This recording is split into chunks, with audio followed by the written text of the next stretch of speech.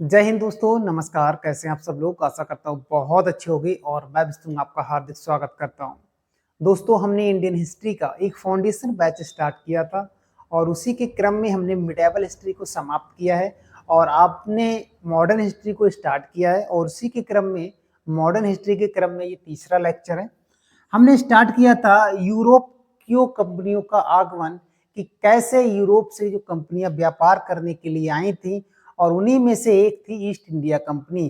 तो east India company ने कैसे भारत पर आधिपत्य हासिल किया था, वो सारी बातें क्रम से हम जान रहे हैं। और हमने पहले क्लास में आपको पुर्तगालियों के बारे में बताया था कि कैसे वास्को डी गामा पुर्तगाल से होते हुए, अफ्रीका के वेस्टर्न घाट से होते हुए, केप याप, गुड होप से होते हुए और ये भारत के कालीकट पे पहुंचा था। मैंने वास्को डी गामा के बारे में बताया था, पेट्रो अल्वारेज कैब्राल के बारे में बताया था, कोलंबस के बारे में बताया था कि स्पेन से ये व्यक्ति चला था और ये इंडिया ना जाकर ये कहाँ चला गया, अमेरिका चला गया और इसने अमेरिका की खोज कर दी 1492 ईस्वी में। ये मैंने आपको सारी बातें बताई थी। उसके बाद डच आए थे। उसके बाद कौन आए थे? डच आए थे। डच नीदरलैंड के थे, यहां पे था डच। डच लोग इस प्रकार से आए थे, डच याद रखेंगे। फिर डच लोग आए थे। डच के बाद फिर ईस्ट इंडिया कंपनी वाले लोग आए थे और ईस्ट इंडिया कंपनी दोस्तों ये वाली ये है ब्रिटेन दोस्तों। यहां से ये लोग फिर व्यापार करने के लिए इस प्रकार से आए थे, ईस्ट इंडिया कंपनी वाले। और ईस्ट इंडिया कंपनी के बारे में आपको बता चुका हूं फुल्ली प्रकार से। और आज हम देखने वाले हैं डेनिश। डेनिश कहां पड़ता है दोस्तों? डेनिश है ये वाला, अगर आप नोक देख रहे हो यहाँ पर, ये नोक है, ये है डेनमार्क। कोपेनहेगन इसका कैपिटल है डेनमार्क का। तो डेनमार्क के जो रहने वाले थे उनको डेनिश कहते हैं। क्या कहते हैं? डेनिश। तो डेनिश कंपनी आई थी, कुछ खास नहीं है इसमें, बस इसने एक दो कारखाना बनाया था और कुछ नहीं पूछा जाता है। लेकिन जो मेन है हमारा फ्रांसीसी कंपनी, कौन सा?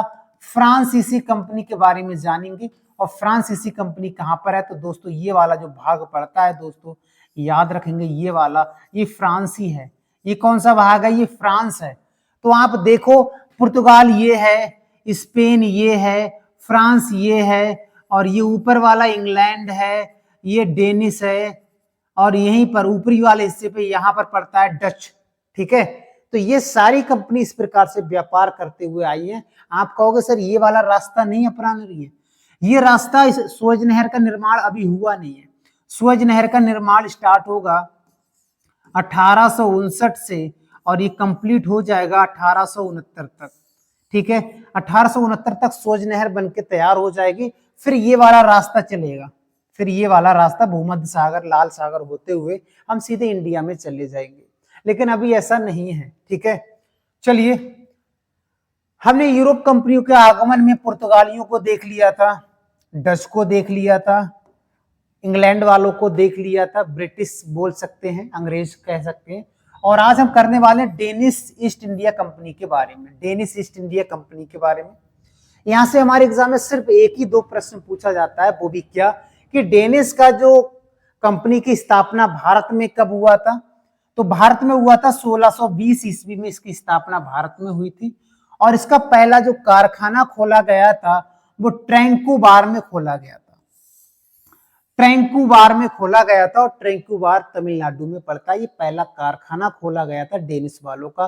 कोठी कह सकते हैं, दुर्ग कह सकते हैं, या कारखाना कह सकते हैं, फैक्ट्री कह सकते हैं, कुछ भी, यानी इन्होंने खोला था 1620 ईस्वी में। और उसके बाद इन्होंने बंगाल में 1676 ईस्वी में दूसरा कारखाना खोला था। इसे श्रीरामपुर कहते हैं, श्रीरामपुर भी कह सकते हैं, श्रीरामपुर। और ये मुख्य था, ये मुख्य था या प्रमुख केंद्र था किसका? डेनिश का प्रमुख केंद्र था ये डेनिश वालों का, याद रखेंगे। डेनमार्क के राजा थे क्रिश्चियन चतुर्थ ने 17 मार्च 1616 ईस्वी में एक चार्टर के माध्यम से डेनिश ईस्ट इंडिया कंपनी की स्थापना किया था। तो प्रश्न आएगा, यूरोप में डेनिश ईस्ट इंडिया कंपनी की स्थापना कब होती है? 1616 ईस्वी में। और प्रश्न आएगा कि भारत में डेनिश ईस्ट इंडिया कंपनी की स्थापना कब होती है? तो 1620 ईस्वी में होती है। उसके बाद इन्होंने 1745 में सब कुछ बेच बाच दिया अंग्रेजों के लिए और ये यहां से चले गए। प्रश्न आता है सब कुछ कब बेचा था? सब कुछ बेच बाच के ये चले गए। इन्होंने कहा हम यहाँ पर नहीं टिक सकते, क्योंकि फ्रांसीसियों का संघर्ष अलग से था, मुगलों का संघर्ष अलग से था, ईस्ट इंडिया कंपनी का संघर्ष अलग से था, पुर्तगालियों का संघर्ष अलग से था। तो ऐसे में व्यापार कैसे कर सकते हैं? तो याद रखिए, इन्होंने बेच बाच दिया कि आप ही करो भाई, हम तो निकल रहे हैं यहाँ से। तो ये था, इसके बारे में कुछ खास नहीं है। बात करेंगे फ्रांसीसी ईस्ट इंडिया कंपनी। किसकी बात करेंगे? फ्रांसीसी ईस्ट इंडिया कंपनी। फ्रांस कहां पे पड़ता है? लोकेशन मैंने आपको बता दिया था। फ्रांस पुर्तगाल स्पेन के ऊपर वाला क्षेत्र फ्रांस है, या जो इंग्लैंड है, जैसे यहां पर बता देते हैं, जैसे ये मान लेते हैं, ऐसे करके समझो, ये इंग्लैंड है, ये आयरलैंड मान लेते हैं, ये आयरलैंड है, आयरलैंड के नीचे ये है फ्रांस, फ्रांस के नीचे ये है दोस्तों पुर्तगाल, और ये है स्पेन। ठीक है, ऐसे मान सकते हैं, पुर्तगाल, स्पेन, फिर फ्रांस है, फिर ये इंग्लैंड है, और बीच में ये है इंग्लिश चैनल, इंग्लिश चैनल। ठीक है, लोकेशन मैंने आपको मैप में भी बता दी थी। एक बार और बता देते हैं, क्या दिक्कत है ना? क्या दिक्कत है, इसको क्लीन करके बता देते हैं, देखिएगा। ये वाला जो भाग है, ये वाला, यही फ्रांस है, यही क्या है हमारा, यही फ्रांस है, और ये इधर वाला भाग, ये वाला जो भाग है, ये पुर्तगाल है, पुर्तगाल हो गया, और ये वाला जो भाग है ये स्पेन है, ये स्पेन हो गया, और ये वाला जो भाग है ये इंग्लैंड हो गया। ये कौन सा हो गया? ये इंग्लैंड हो गया, याद रखेंगे। और ये वाला भाग, ये वाला जो भाग है ये हमारा डेनिस है, याद रखेंगे। ठीक है, ये यूरोप कॉन्टिनेंट में पड़ते हैं। चलिए, तो हम स्टार्ट करते हैं फ्रांसीसी ईस्ट इंडिया कंपनी के बारे में। इसकी यूरोप में स्थापना 1664 ईस्वी में हुई थी, और भारत में इसकी स्थापना 1668 ईस्वी में हुई थी। तो आप कहोगे 1668 में क्यों? क्योंकि जब इनका पहला कारखाना खुल जाता है तो ये मानते हमारी स्थापना भारत में हो गई है। ठीक है, फ्रांस के शासक लुई 14वां था, उसने अपने जो मंत्री था कोलवर्ट की सहायता से इसको खोला गया था। तो प्रश्न आएगा किसकी सहायता से इस कंपनी की स्थापना हुई थी? कोलवर्ट मंत्री था किसका? लुई 14वें का। इस समय मुगल बादशाह कौन था? प्रश्न आया हुआ है। जब फ्रांसीसी ईस्ट इंडिया कंपनी भारत में आई थी तो मुगल बादशाह कौन था? तो औरंगजेब था। औरंगजेब का कार्यकाल कितना है? 1658 से और 1707 ईस्वी, यही तो कार्यकाल है। यानी इसी के कार्यकाल में ये लोग आए थे, और मैंने कहा था 1668 ईस्वी में इन्होंने पहला कारखाना सूरत में खोला था।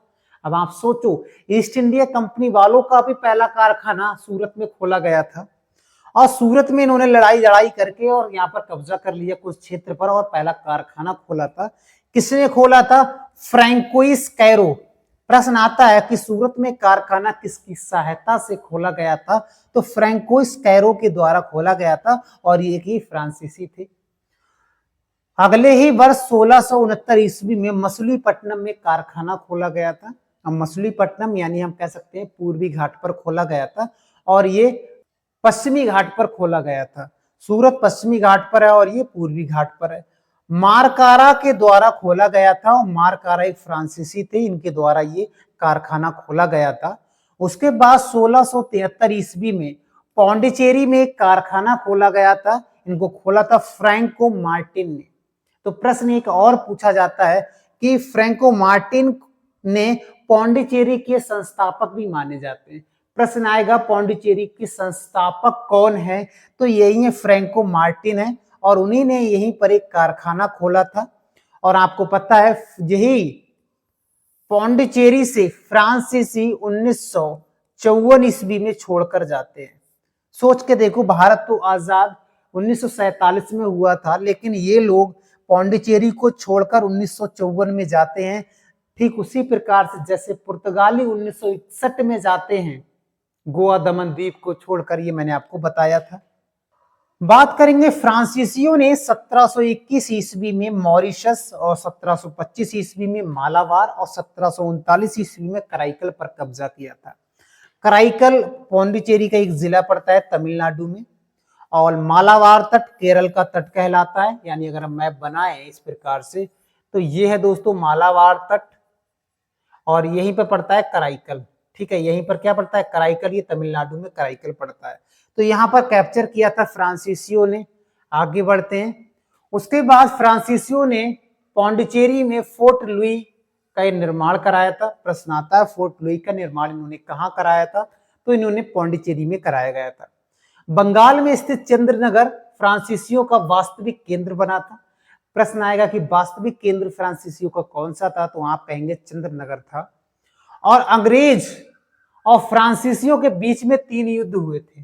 कितने युद्ध हुए थे? 3, जिसको हम कर्नाटक के युद्ध के नाम से जानते हैं। किस नाम से जानते हैं? कर्नाटक के युद्ध के नाम से जानते हैं। अब आप आगे पढ़ोगे कर्नाटक का प्रथम युद्ध, दूसरा युद्ध और तीसरा युद्ध, तो आप कहोगे ये किस किस के बीच में होता है, तो आप कहेंगे अंग्रेज और फ्रांसीसियों के बीच में होता है। देखते हैं कौन किसको मारता है, कौन कैसे हारता है, आओ देखते हैं। कर्नाटक के प्रथम युद्ध की अगर हम बात करें, प्रथम युद्ध कब हुआ है, तो ये 1746 से 1748 के बीच में हुआ था, यानी ये 2 वर्ष तक चला था। कारण था एक ऑस्ट्रिया का उत्तराधिकारी। याद रखेंगे ऑस्ट्रिया, ऑस्ट्रिया अलग है, एक ऑस्ट्रेलिया है।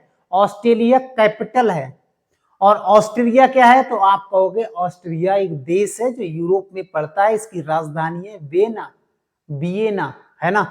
और उस ऑस्ट्रेलिया की राजधानी है कैनबरा। तो वो वाला नहीं है, इसका लोकेशन मैं आपको एक बार बता देता हूं कहां पर पड़ता है ये, तो आप देखिएगा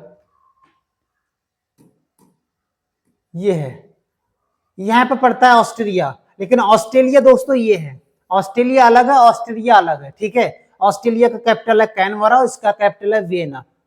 आगे बढ़े, चलिए। तो उत्तराधिकारी की लड़ाई हो रही थी। उत्तराधिकारी की लड़ाई किस किस में हो रही थी, तो एक तरफ थे इंग्लैंड वाले लोग और दूसरे थे फ्रांसीसी वाले लोग। तो इंग्लैंड में फ्रांसीसियों में जब लड़ाई हो रही थी, तो ये असर भारत में भी देखने को मिलता है। तो भारत में भी लड़ाई झगड़ा लग गया कि आप वहां पे हम मेरे को मार रहे हो, हम यहाँ पर नहीं छोड़ेंगे आपको। भारत में तुरंत एक कांड हो गया था, तुरंत ही ऐसे ही समय में ब्रिटिश अधिकारी था, इसका नाम था बोनेस्ट, ने फ्रांसीसी जहाज पर कब्जा कर लिया। बोर्नेस्ट ने क्या कर लिया? फ्रांसीसी को जहाज लूट लिया, तो सब माल था उस पर रखा हुआ सब कैप्चर कर लिया। फ्रांसीसी वालों को गुस्सा आ गया, वो गए तुरंत मद्रास पे, जो इन्होंने पट्टे पे लिया था मद्रास पे इन्होंने कब्जा कर दिया। क्या कर दिया? मद्रास पे कब्जा कर दिया। लाबुडोन की सहायता से इन्होंने मद्रास पर कब्जा कर दिया। अब मद्रास पर कब्जा हो गया, उसके बाद एक युद्ध होता है। युद्ध का नाम है सेंट थोमे का युद्ध। कौन सा होता है? सेंट थोमे का युद्ध।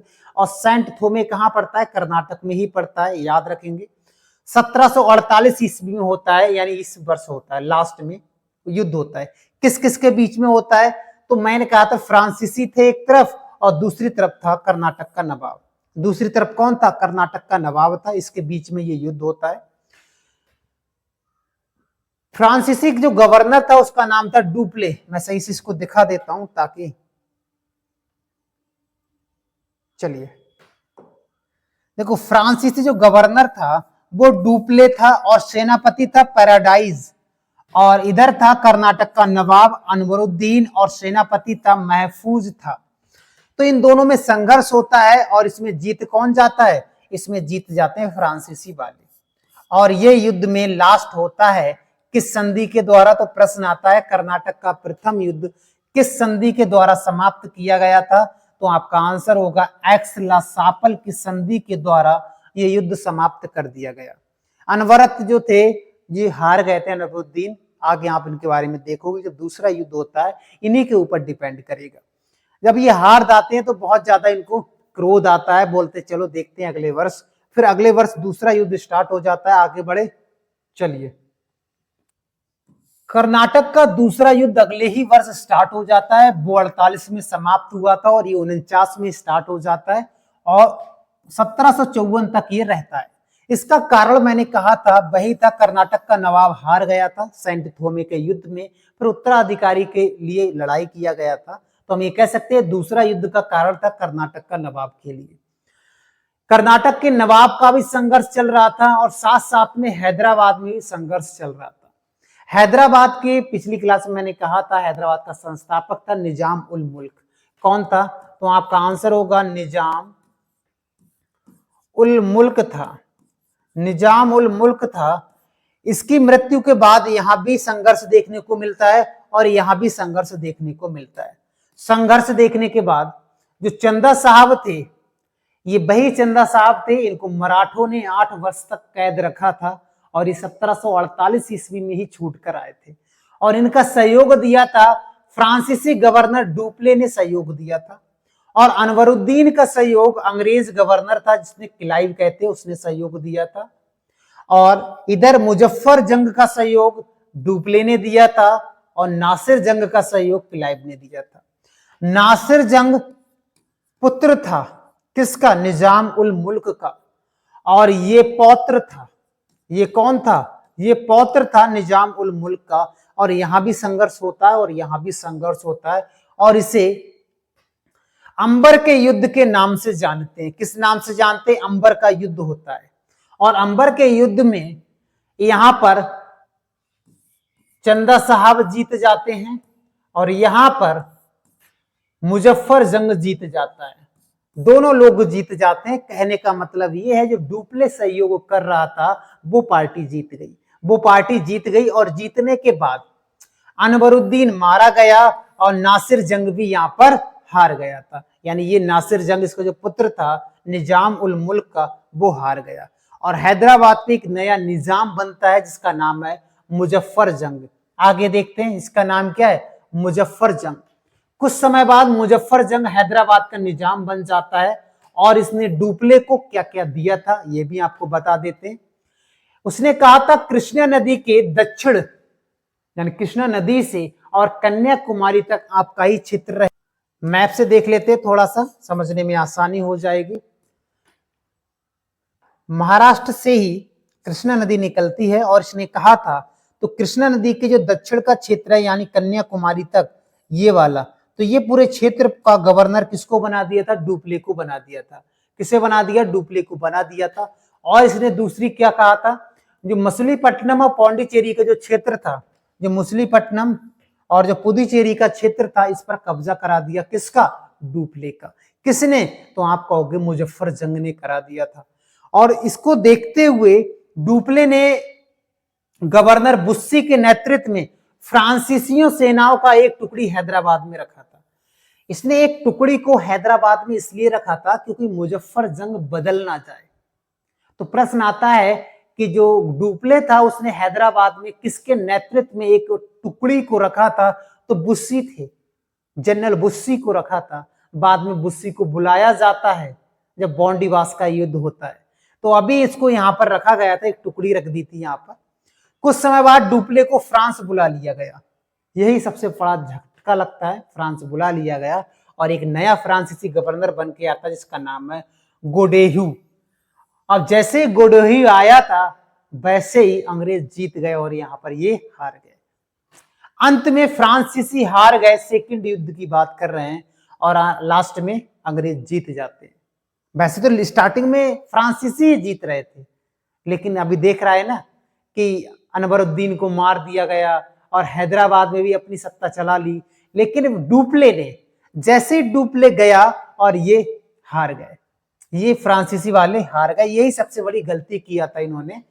फिर उसके बाद कर्नाटक का तीसरा युद्ध होता है जिसे 1758 से 63 के बीच में होता है। कारण था यूरोप में चल रहा 7 वर्षीय युद्ध। यूरोप में 7 वर्ष से युद्ध चल रहा था। कार्यकाल है 1756 से और 1763 के बीच में युद्ध चल रहा था। किस किस के बीच में चल रहा था? तो आप कहोगे युद्ध चल रहा था ऑस्ट्रिया के बीच में, किसके? ऑस्ट्रिया के बीच में और इंग्लैंड के बीच में, या अंग्रेज कह सकते हैं इंग्लैंड के बीच में चल रहा था। ऑस्ट्रिया का सहयोग फ्रांस वाले लोग कर रहे थे। कौन कर रहा था? फ्रांस के लोग कर रहे थे। तो हम ये कह सकते हैं डायरेक्ट या इनडायरेक्ट फ्रांस और ब्रिटिशर्स के बीच में युद्ध हो रहा था।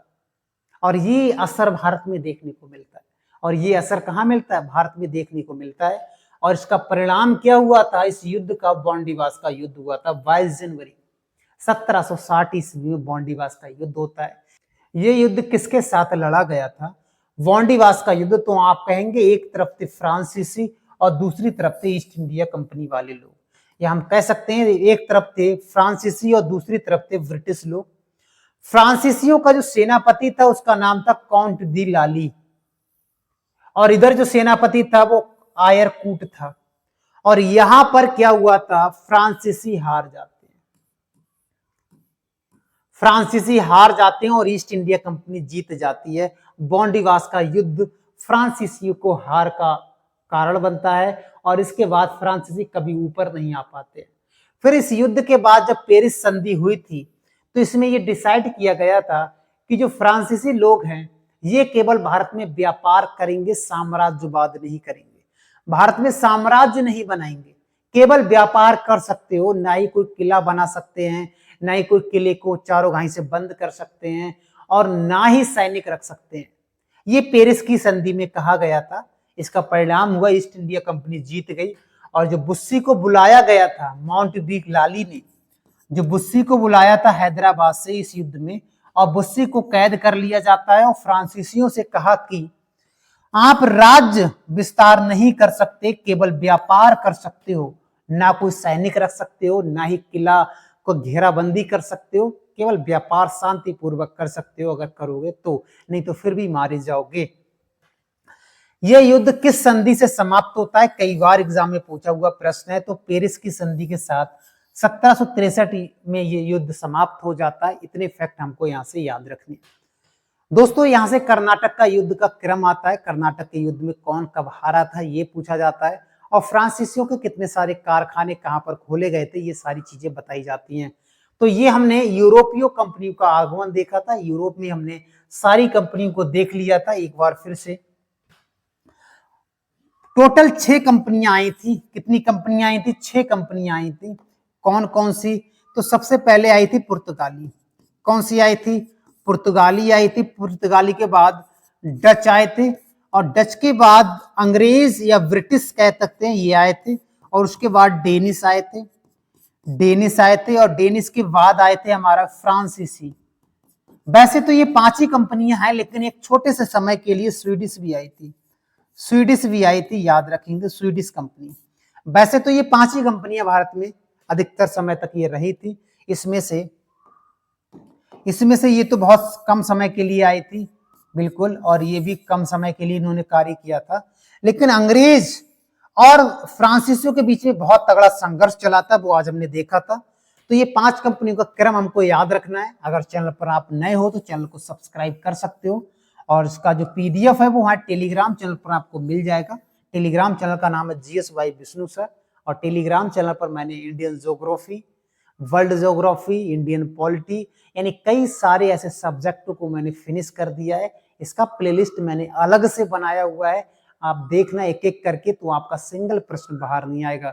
और सारी पीडीएफ मैंने टेलीग्राम चैनल पर डाल दी गई है। टेलीग्राम पर जब आप देखोगे तो आपका दिल गार्डन गार्डन हो जाएगा। इतना शानदार कंटेंट मैंने डाल रखा है।